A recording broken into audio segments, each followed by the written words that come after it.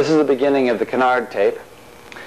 We'll start it off by showing you what your cores look like and giving you some inspection criterion. We don't want you to receive something from us that we may have inadvertently damaged or shipped incorrectly or manufactured incorrectly. We are human.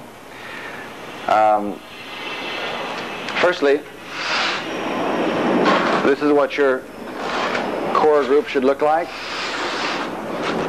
You can see the individual cores on the ends. Open the cores up. Check to see that the trailing edge sections aren't badly damaged. They can have some damage. Glass won't conform to every small nick and fracture, but what will actually happen is the glass will come to this undersurface, and that will actually be your trailing edge. So as you handle these blocks, be certain not to compromise this portion. Secondly, the leading edge. You can tell if it's correct by looking down the trailing edge to see if there's a nice crisp corner on this surface.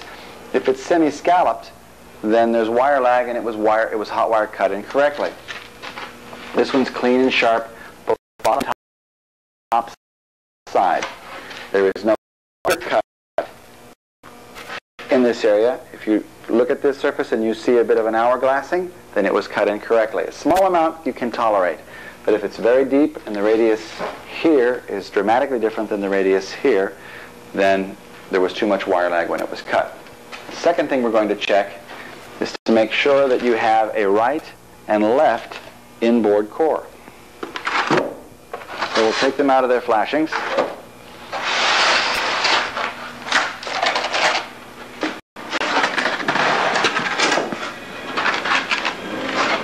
Place the two inboard surfaces together.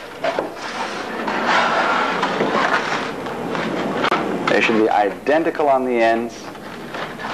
Spark cap troughs should be the same height, and they fit beautifully. This is outboard left, that's outboard right.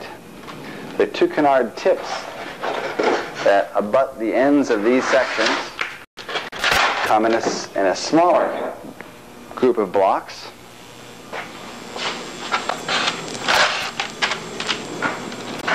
They come as a single piece.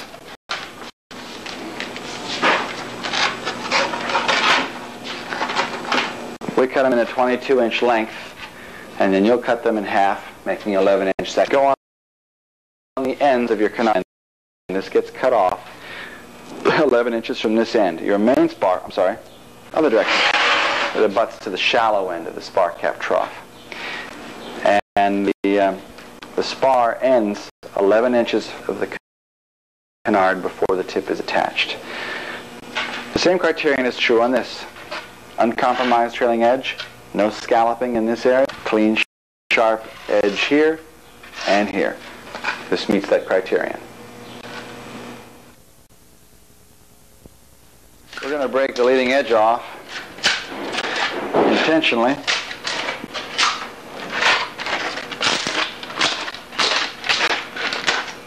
Just gets in your way. One of our next major steps on this piece is to cut the leading edge off at the forward edge of the spark cap trough. It's very important that we return the leading edge to its original position, essentially recreating the relationship of this waterline through the airfoil. A very simple way to solve this, one that I wish I had designed, is to drill from the back side of the trough. Essentially, I'll be coming in from the back and drilling along this line till I almost get to the front. I'll take a marking pen, mark this dowel so that I'll know when I'm nearly ready to come through the front portion.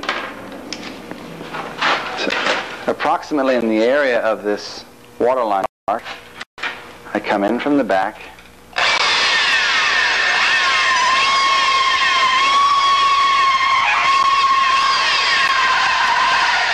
and I stop just before I come through the front side.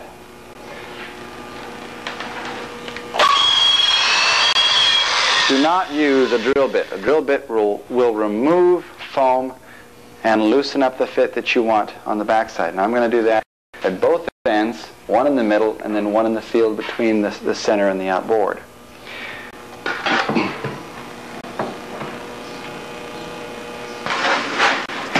Go. I'll give you it in a second fashion.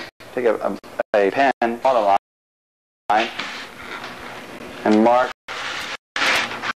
down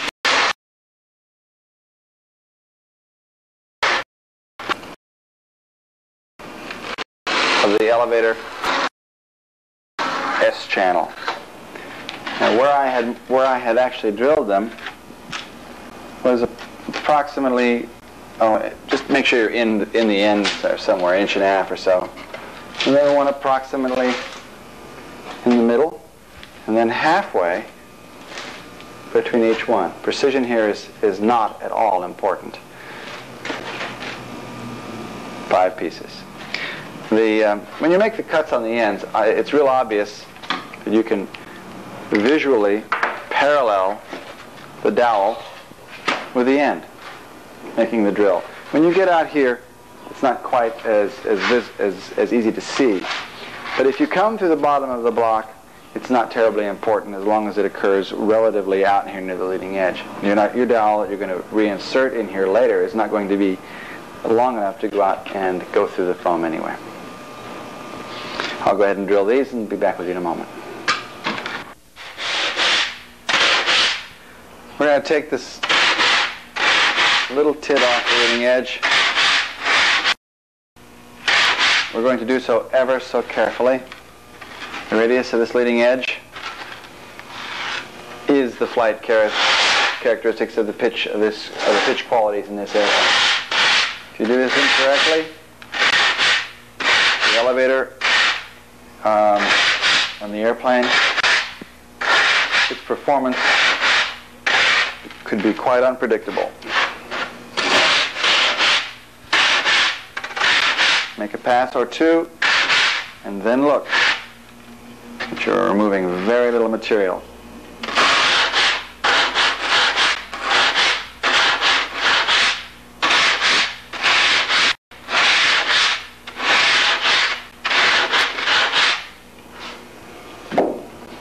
If you can see this, you can barely see where the surface has been sanded away, and it's all a constant radius curve. A little change at the ends here too that we can lightly sand.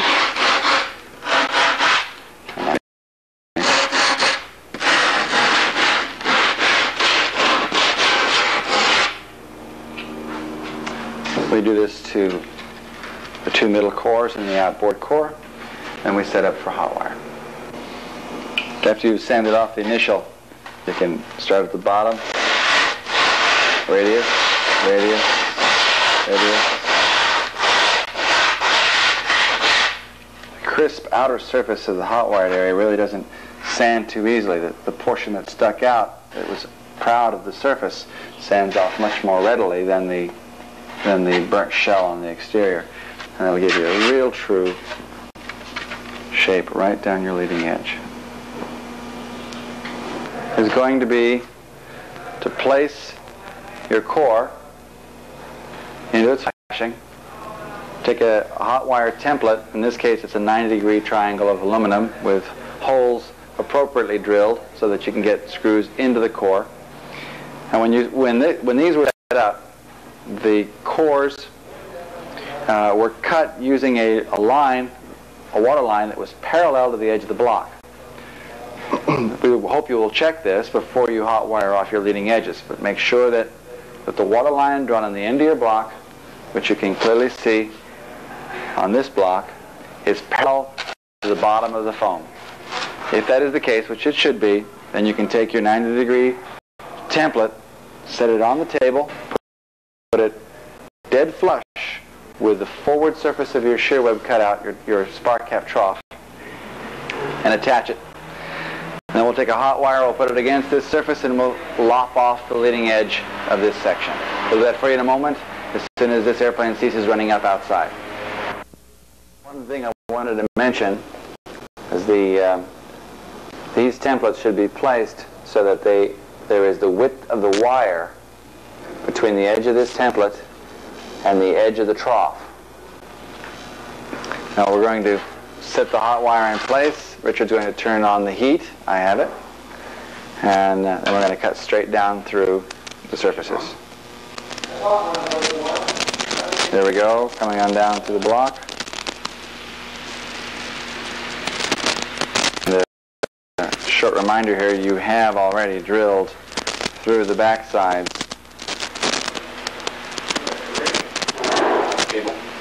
Your table. We're not going to run the risk of pulling up. You're going to grab the foam. When you hear it stop cutting, you're going to pull it away, then you're going to move your wire. Good deal. Now you can see where all your dowels come through the surfaces. There you go. Hang it back up.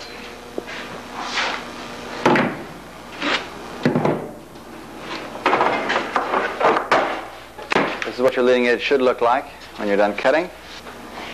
Clean along the back side. Rolling. In building your table, we hope that you have maintained one edge of the table die straight. And the reason for that is that you use this surface, this edge, as well as the upper surface, for jigs in one fashion or another during the construction of your airplane.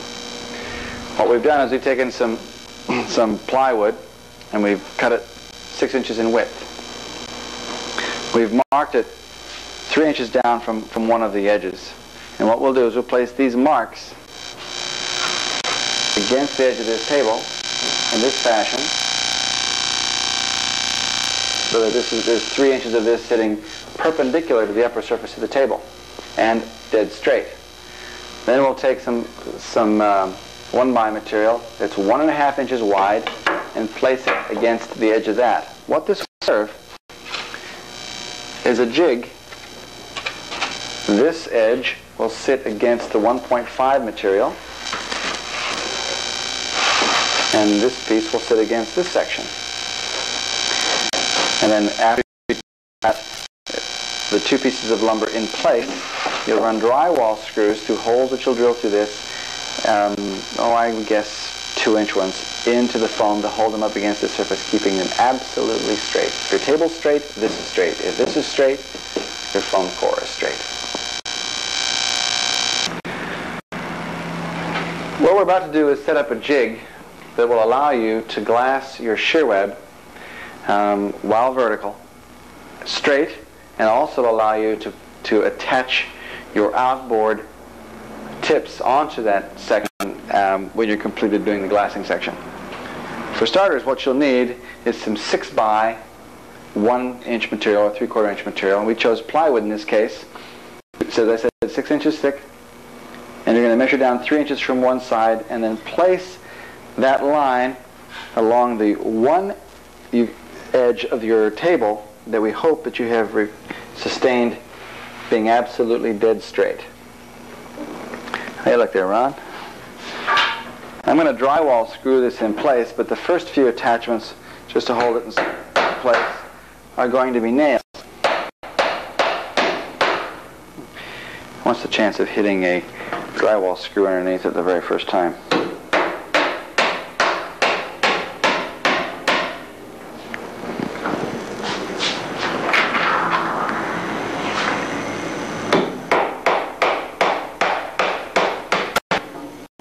Nails would probably be sufficient in this case. We don't have many, so we're using drywall screws. I covered this a few moments ago on the tape, but I'm going to cover it to you again from this side. We've cut some 2x2s that are exactly 1.5 inches in width. And we cut them to about 1/2 inch thick. The exact thickness is of no importance. The width is. We place this against this surface. Your foam from this edge to a vertical plane here is 1.5 inches away from an imaginary plane parallel to this waterline. So we'll place this against the two, and this will act as a jig that we can push the foam directly against, and this foam directly against this surface. Now we'll check to make sure that this surface is perpendicular to the table, and we'll do that the entire length. Then we'll come back to you and assemble the foam cores against this. What we have endeavored to establish is that this surface is a straight line from one end to the next, and that the wood up against it is 1.5 inches from this surface and straight, providing us with a jig for the most important relationship on the Canard, which is straight trailing edge and spar caps. We're going to tack some pieces directly against the trailing edge here, hold them straight, and then we're going to run drywall screws from this piece directly into the foam. We'll be back with you just as we get ready to start. Running. Of all the materials that you will use in your kit, this is probably the vilest smelling. 5-minute or 4-minute epoxy. We're going to squeeze equal-sized dollops onto the otherwise largely unused portion of our cups. You can see, maybe like a couple of fried eggs side by each. We're going to cut a stick off so it's on the end so I really get a good mix. It smells a bit like a pineapple gone bad, actually. You don't need much. There aren't many portions of the airplane where a portion of foam is used in the airplane that will end up ultimately part of it will be carrying primary loads of the airplane. It's rare that we use 5-minute to bond it with.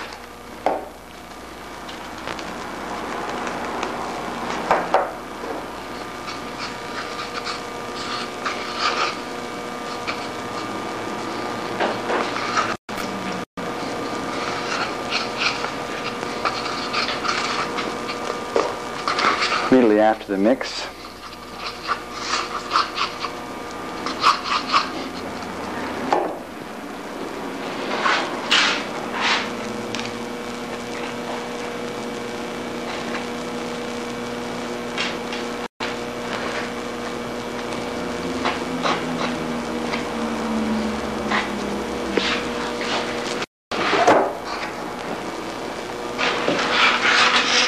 I'm not going to put as much on this end.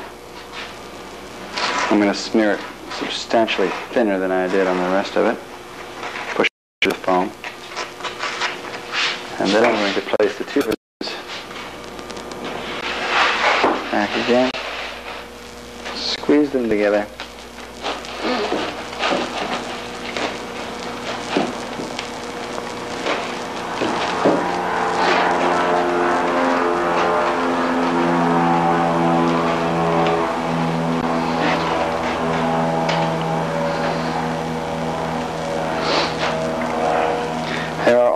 Minor discrepancies in two foam blocks that are even cut with 5 minutes of one another. As I'm pushing these together, if I push them right up against the jig, I get minor mismatches. What you have to do then is just make an intelligent decision which one to average, where to average it. It's of no great consequence. I've got these two surfaces fairly flush.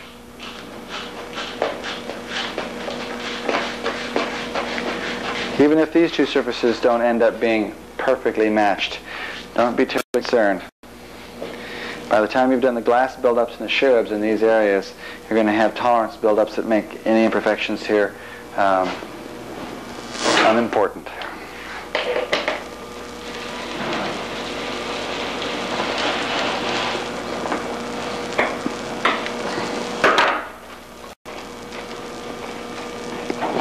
Now I'm going to check the end to make sure that I have 11 inches of space here left exposed, because I'm going to put the tips on later, and I'm going to use the same jig to help me put it back in place. So now that I've got 11 inches available here, relax a little bit, Ron, let it go up against his face. I'm going to put some lumber against this to push it up against the jig surface, and then let it cure. We're going to be measuring over from center line 8 inches on either side to build up a jig that will allow you to drill through the shear web face into small tabs of aluminum that have nut plates on the backside. So we have to avoid putting lumber like this in the way of these areas. So we'll go from the center line.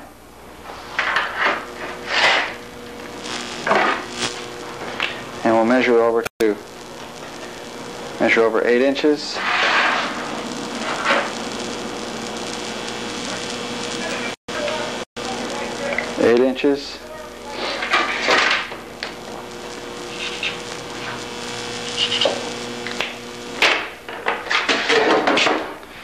And for the first part, I'll set these pieces of wood up well outside that. Actually, I need something a little shorter than that. These might be long enough, Ron, where I don't need to use those real big ones. Yeah, this will work.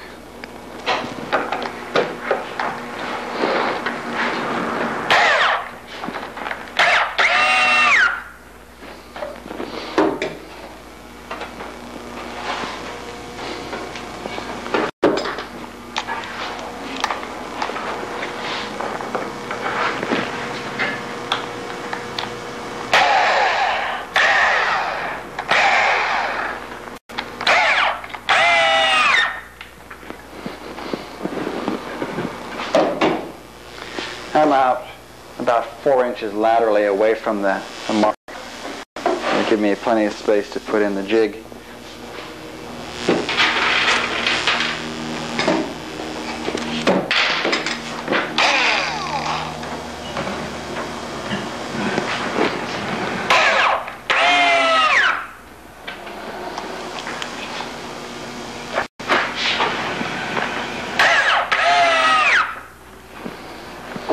That holds it in quite firm. Again, 13 on this end.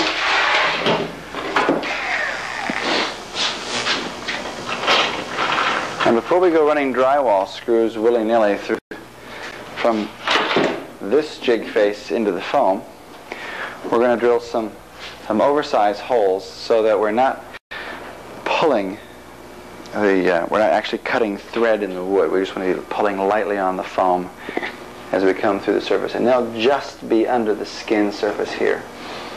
So we're going to get a number 20 drill, actually a 3/16 drill. And we'll be back with you in a moment.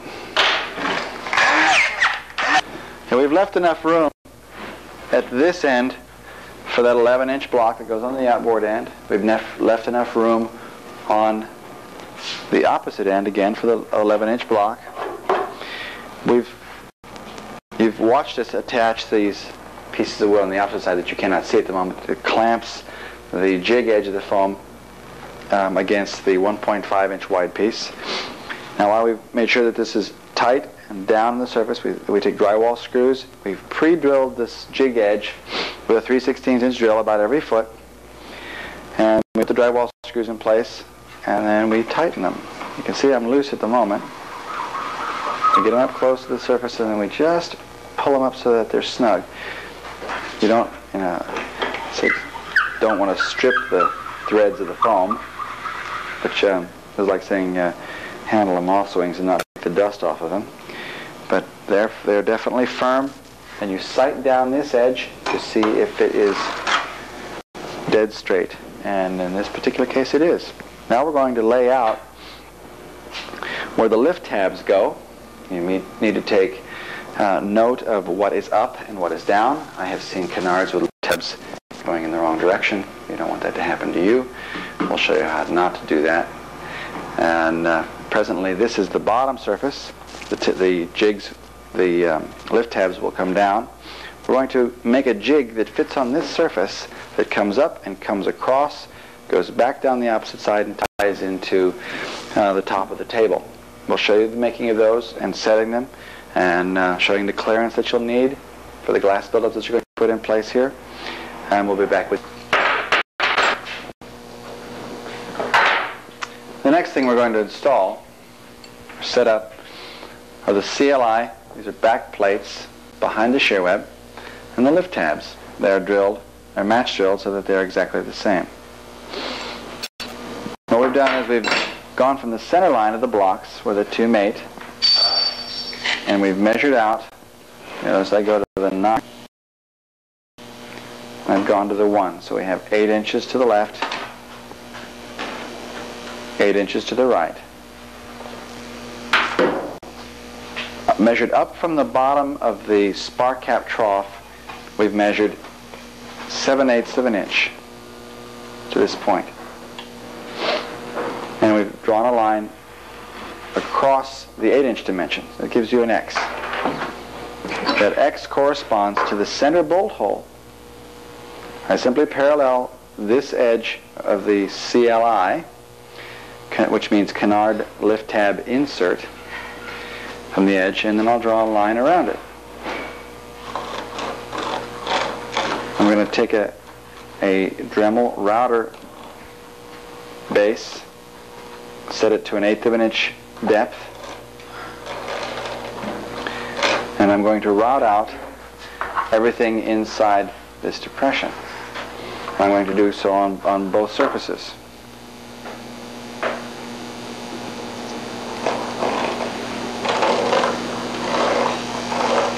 Now what I have to do after I've routed out for the 1/8 inch dimension is I need to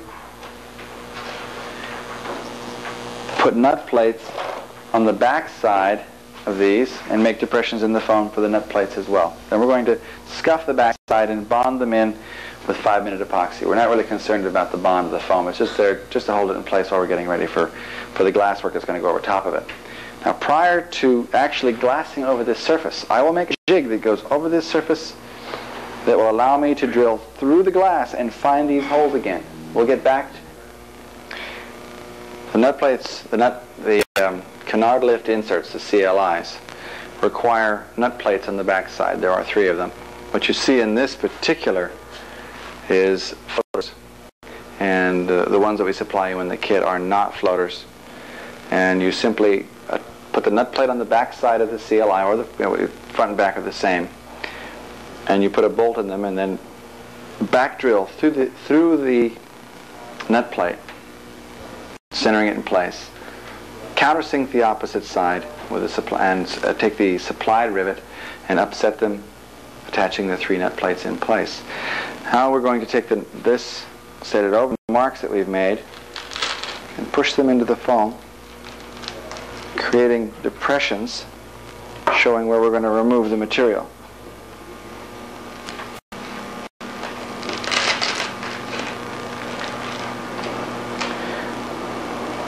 Now we're going to route out that area, set them in flush, and bond them in place with 5-minute epoxy. You can put small pieces of tape over the holes. You can wad up wax paper or aluminum foil and stick it in the holes, masking tape into a small ball into the hole, any number of methods to prevent epoxy from entering the hole. The tape works fairly well, but means that some of the aluminum will not be bearing on epoxy. So think about it a bit. Mike Melville and Burt use little daubs of silicon into the holes. That would work well, but I'm always concerned about silicon contamination on metal surfaces for bonding. So do be careful. Paper probably the best thing to do. Just wad it into a ball and stick it in the hole. Okay, what we've just done is we've routed an 1/8 inch depression into the foam. There's the nut plate. I've used a router that has about a 5/8 diameter blade, so it's going to leave little corners that I have to nibble out with a knife. But it is flush with this surface and the foam. We have a grit blast cabinet here. I'm certain that you probably don't have one, but whenever I can get a good bond to aluminum, in spite of the fact that I don't need a good bond to the aluminum, I'll still grit blast it. So you'll take a knife into these corners and you'll just chip them out so that it's not squished into the foam here. Don't have to be a surgeon with it though. I'm going to give you a few seconds of what it looks like to router this surface. Please pardon the noise.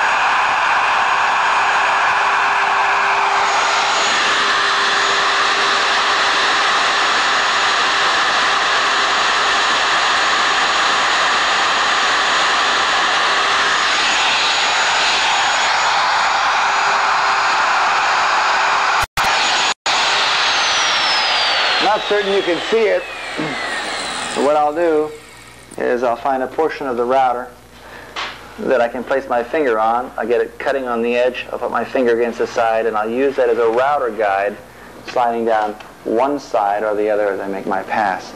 Then you have to very carefully watch at the end of your cut. Attempt to cut halfway through the line if you want real accuracy. It's not terribly important. You'll bond it in place with 5-minute epoxy.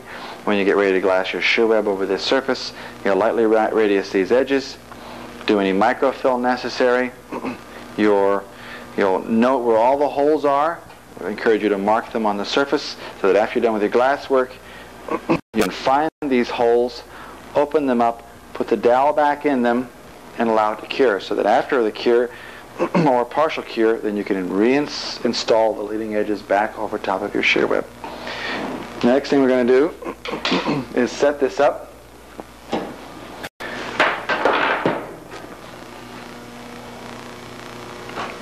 that I can determine how deep I need to go with a nut plate. The only portion of this that I really have to have touching the foam is the perimeter, which sets up the depth. So I can route the center of this without any real concern. This area sees no load into the foam whatsoever. It's all transferred into a massive buildup of glass that transfers load into a less substantial glass laminate into an even lesser glass substantial laminate as it distributes load evenly into the shear web and thus into the spark cap and thus into the skin of the canard. We're going to route out the center area where the nut plate goes.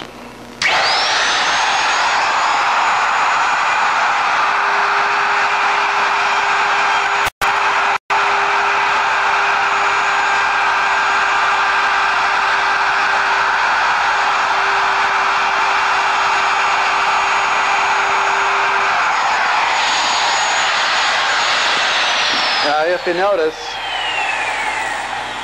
we routed out considerably more than we really needed to, but what we still have is the perimeter of the previously routed area is what's supporting the plate. We're going to do the same thing to the opposite side. We'll be back with you in a few moments when we get ready to bond this in place.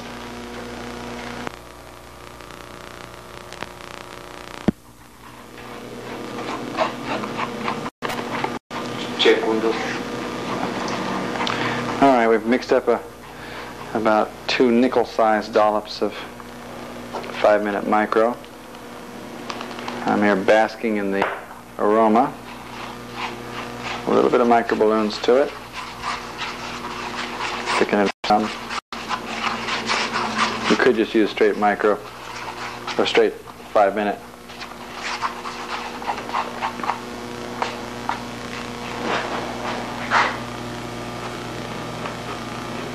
I could apply to the plate. I can apply to the foam. It really doesn't make much difference.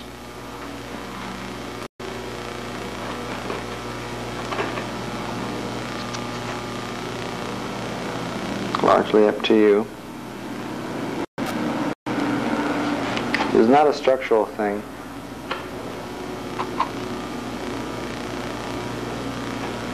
Some people have a fetish about if they install something in an airplane that it's completely and totally attached to whatever it is adjacent to.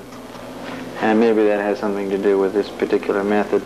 But it's how it's been done for generation after generation of long easy builder. Remember, there is some comedy in this tape.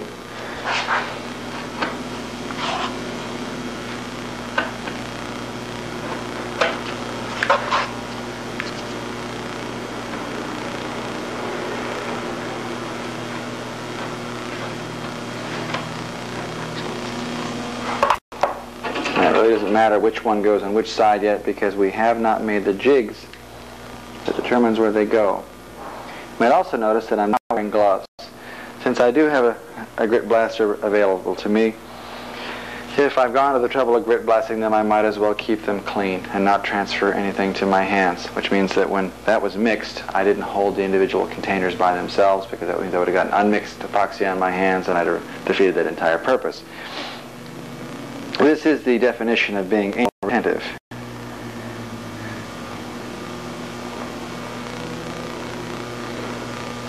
For those of you who aren't from California, it's an overworked phrase. Alright, we've got the surfaces down in. If they're not flush, you can make them flush at this point. It's unimportant that you fill all the voids with the 5-minute, because what will happen when you get ready to glass over top of this is your epoxies will fill any mild or small imperfections in the surfaces. Would you hand me a tongue depressor, Misha?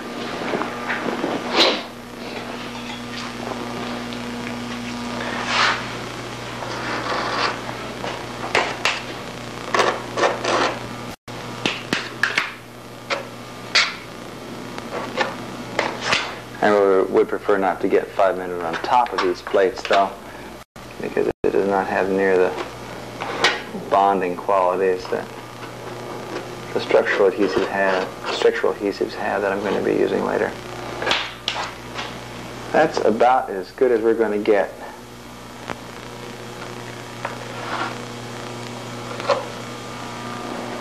We'll let this cure.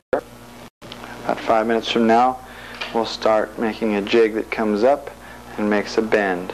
And then we'll make up a plate that has 3 holes matched to the surface. We'll mate it to that bend and drop 3 bolts through the holes, and then drill 3 holes through where the 2 surfaces of these plates meet, and put pop rivets in them, and that will allow us to jig this later for back drilling through these holes. The next step is the jigging or being able to jig this area for re-drilling through the glass once the laminates are done in this area. How that will be accomplished can be done a number of different ways. We're going to show you just one. By using this surface, you place a piece of plywood that is approximately at the top of this, the height of this shear web surface. The second element are pieces of aluminum extrusions or some 1x1 stock stuck in this corner that you can attach your jig to. What we did was we just bent up some material. You can buy some 16th inch extrusion from the hardware store. You can bondo it to this edge. You can screw it to this edge. We're going to screw it in this fashion. We're going to show you the step-by-step process of putting this together so that it's a little more self-explanatory. But you'll essentially need a piece of wood that's large enough to go from this surface to approximately this height. You need something that you can attach to one side of it. You need a transfer punch, 1/4 inch, small hammer, your lift tabs, and some rammed in pieces of 50 thousandths or better aluminum stock.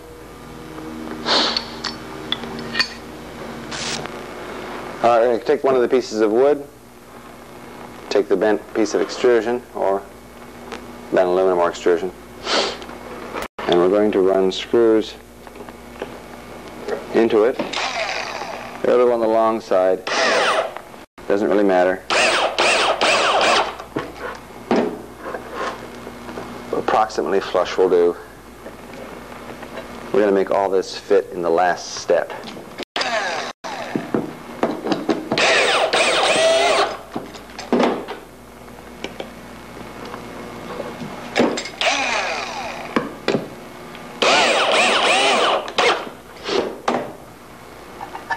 Flush with the top. They stick out. We're going to cut these off so we don't injure ourselves. This will go like so. And when we're done with our glass work in this area, it'll be up about 3/16 of an inch higher than this. So when we do our final setup, we'll slide this up a bit. We're going to take this plate, transfer punch from this surface to the edge of this plate. Once we have the holes drilled in this surface, then we'll do our final attachment of this plate, the essence of this whole process. We'll do each step as we go. Shoot. Transfer punch, placed in a hole, give it a smack. Next hole, make sure it doesn't move, give it a smack. Next hole, give it a punch, give it a smack. Normally, you'd say, well, why doesn't he just drill through?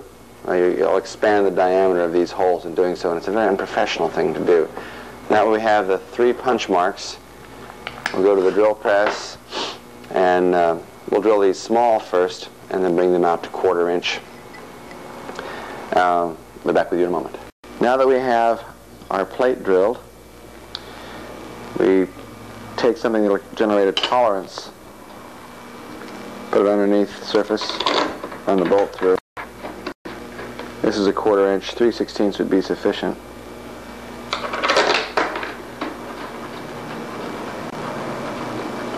First, we're making certain that we have a line up. This can go in from the opposite side.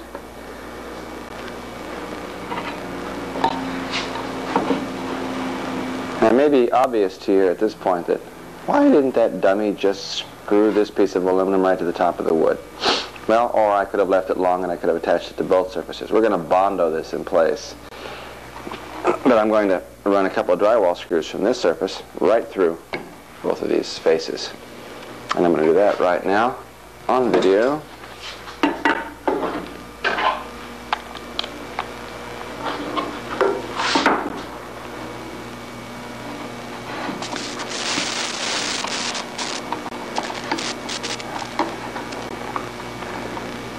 Right into the foam as I do so, but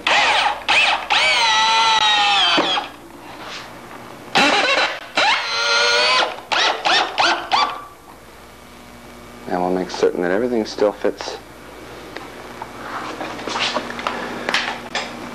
Everything does. We're flush on the surface. I'll run one more drywall screw into that, and then we'll repeat the process on the opposite side.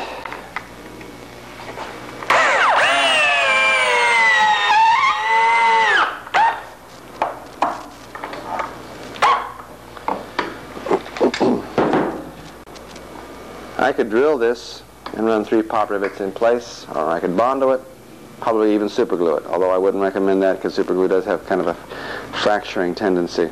You might want to nip these heads off as well.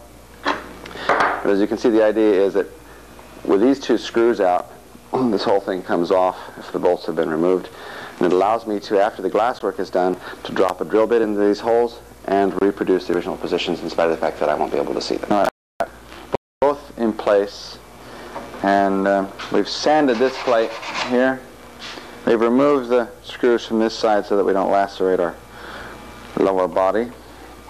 And I'm just going to do a quick sand here on the aluminum. It's going to go here. We're going to use the bolts for the lineup. Now we've got a quick mix of Bondo to do. I don't know if we've shown this to you or not in the past, but if we haven't, we can always show you again. At the half the size of a golf ball, small addition of hardener. Bottom of the cup is just a wonderful place that never gets used for anything else.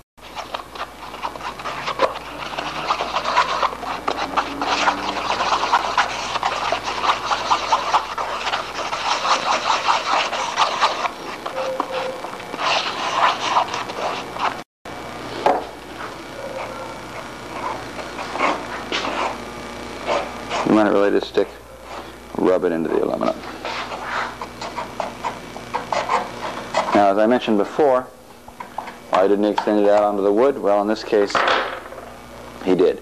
We screwed up on the opposite side. Transfer punch must have moved or some such thing, so we used it again, flipped it to the opposite side. Let's put a little more volume in this one.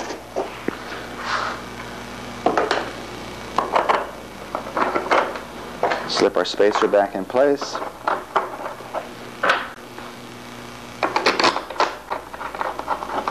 And the other 2.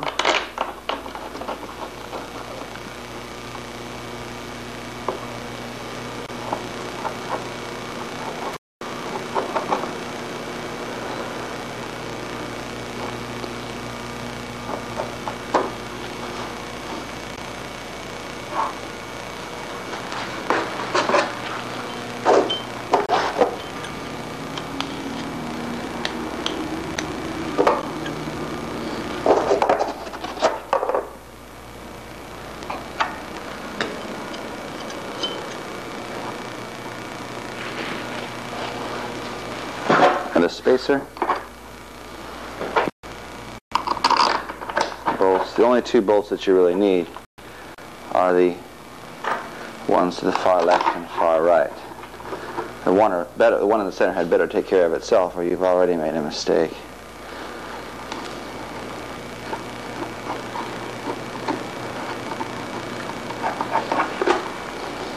Now we let this cure, and then we can remove these screws, set them aside, and do our shoe-up layup. And we'll be back to you after we allow this to cure. Make sure everything is not moved. Yeah, that one was not quite parallel.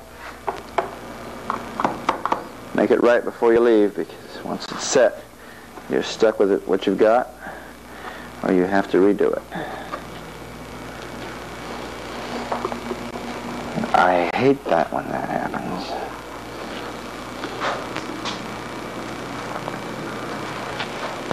Now that your jigs are done, this is your left one. And it'll go here. Run your screws in place into the holes, tighten it up, and you'll be ready to drill them. But before we do anything more with these, we're going to get a sander out with 80 grit sandpaper. We have a pretty crisp edge here.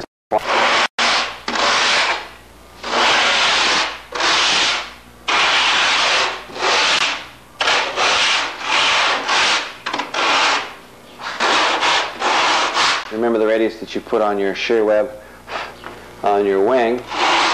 This one will be identical. Nice and round, about an 1/8 inch radius. About the diameter of a pencil or a dowel, same radius. We'll do that full length both sides, and we'll be back to you as we get ready to slurry and to plug the holes on our inserts. Okay, we've got the means by which we can plug these holes here. Like many of the processes we use, there's more than one that can be employed. Ours is not necessarily the only way. It might or might not be the best way. This could be improved on dramatically by a sharp razor blade that I could simply slide across this surface. But what we'll do is we'll fill one hole and then fill another. But the erasers fit perfectly into the openings. Richard, what did you do with that big knife that was in here? You used it for hacking that piece.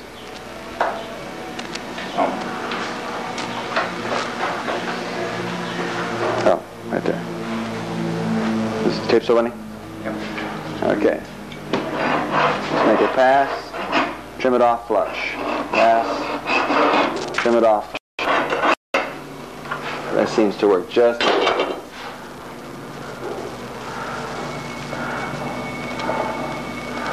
You want them snug, you want them tight.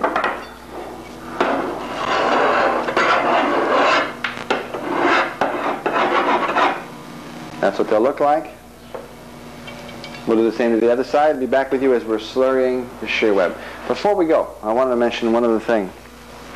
When we drilled these holes for alignment of the leading edge, one of the things we didn't talk about was how important that all of these holes be drilled perpendicular to the plane in both planes. Otherwise, you'll have a number of different angled pins, making it nearly impossible to put your leading edge back on. One obviously isn't a problem, but when you've got 5 of them and they're all facing a little bit different directions, the only way to get the leading edge back on is to compromise the position of the pin so that they'll line up, which means that you won't get the original relationship of the leading edge before it was cut off. For this process, we're going to need about 4 to 5 shots of slurry. 2, 3, 4, 5. We'll be back. Go. You've seen this trick before. 45 degrees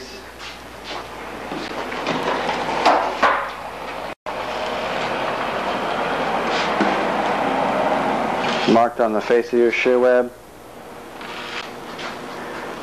marked on the spar cap surfaces here and here. By the time you've reached this stage of your building, you probably can see 45 pretty easily. I still do it, in spite of getting lazy about the process.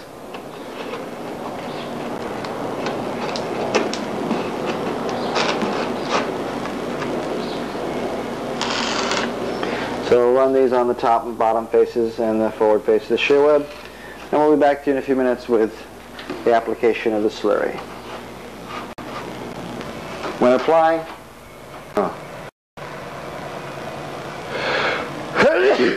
part of the hazards of the business. When applying micro to the forward face of your shear web, I'm just going to slop some down.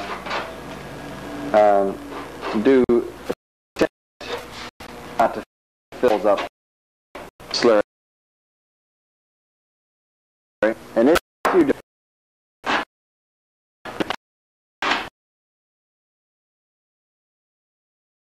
and smear it around, we're going to cover the forward face, as you see, right up to the edge of the slot, just like you did on your main wing.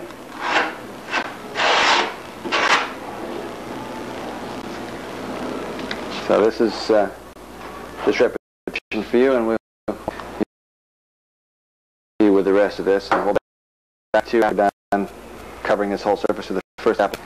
I do hope you've been through this before.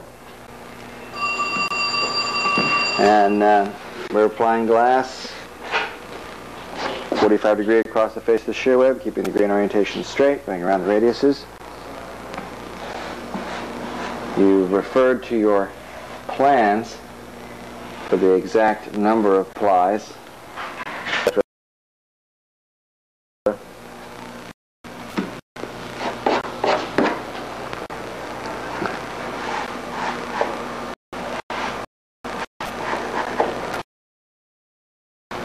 You're going to let one uni its entire length and direction.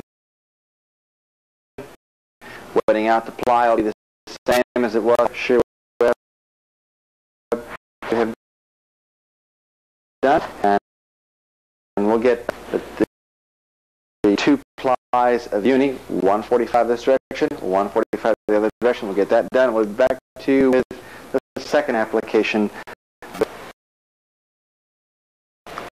Two plies of glass on. Now from the center line, we measure 30 inches. We're starting our third ply of glass, making again certain that we are 45. Give me some slack there, Ron. Pull on uni, just like bid, it will stretch. And the grain orientation will go all to hell.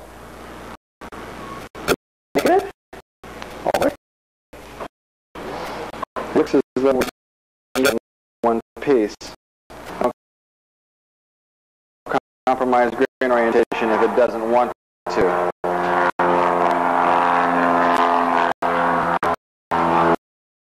Get this side down.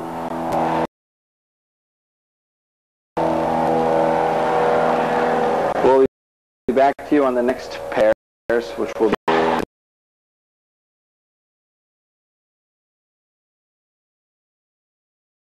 plies of length, two plies running from BL30 to BL30, 60 inches in length.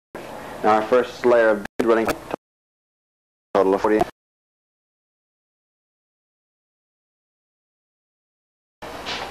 On the bias, of course. We get it in place, and then we'll show you the next layer.